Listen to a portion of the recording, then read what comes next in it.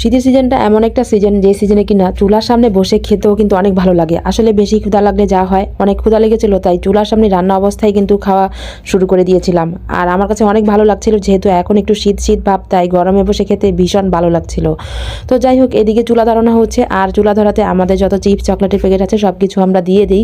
এগুলো দিয়ে চুলা ধরাতে অনেক বেশি সহজ হয়। যাই হোক, কোনো একটা ভিডিও তো করতে হবে, তাই আজকে ছোটোখাটো একটা আমি ভিডিও নিয়ে আসলাম।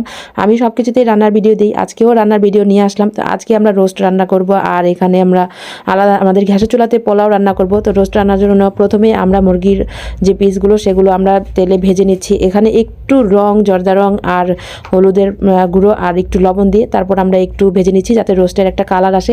ঝাল ঝাল রোস্ট রান্না করব। আসলে যে সাদা সাদা যে রোস্টটা, সেটা আমাদের কাছে তেমন ভালো লাগে না।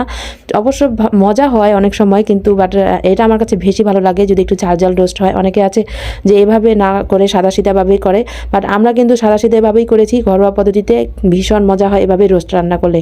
তো প্রথমেই আমরা সেগুলো ভেজে, রোস্টের পিসগুলো ভেজে তারপর আমরা এখানে পেঁয়াজ, এখানে আস্ত এলাচ, দারচিনি, তেজপাতাগুলো আমাদের গাছের।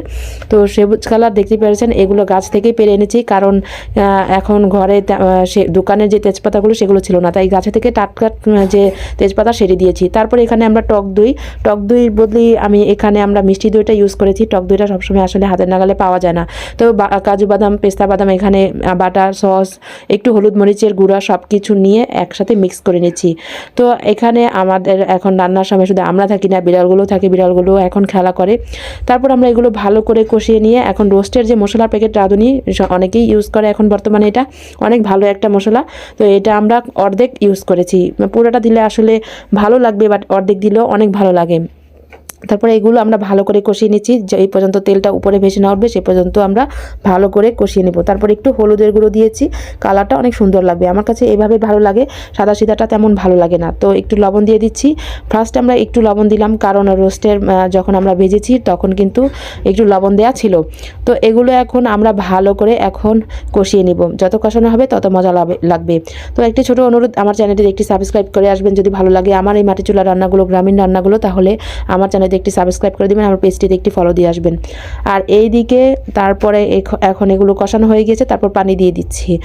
বাকি আরও অনেক কিছু দেয়া বাকি আছে, অবশ্য পুরো ভিডিওটি দেখলে অবশ্যই সবাই বুঝতে পারবেন।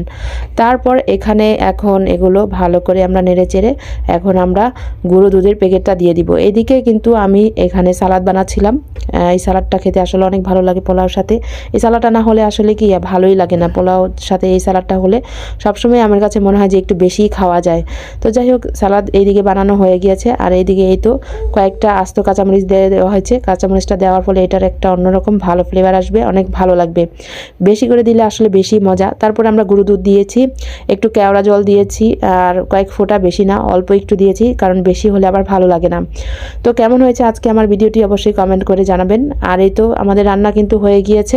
তারপর আমরা শেষে একটু পেঁয়াজ বেরেস্তা দিয়ে তারপর রুটি আবার ঢেকে দিব কয়েক মিনিটের জন্য। তারপরে এই তো হয়ে যাবে। এটা রান্না করতে বেশি সময় লাগে না, যেহেতু এটা আমরা ব্রয়লারের মুরগি দিয়েছি, তাড়াতাড়ি হয়ে গিয়েছে।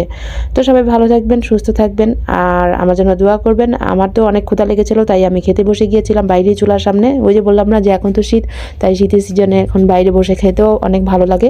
তো বাইরেই বসেই খাচ্ছি। আপনারাও কি এরকম করে খান নাকি চুলার সামনে বসে খেতে কেমন লাগে? যেহেতু মাটি চুলার সামনে অনেক ভালো লাগছিল। তো সবাই ভালো থাকবেন, আল্লাহ হাফেজ।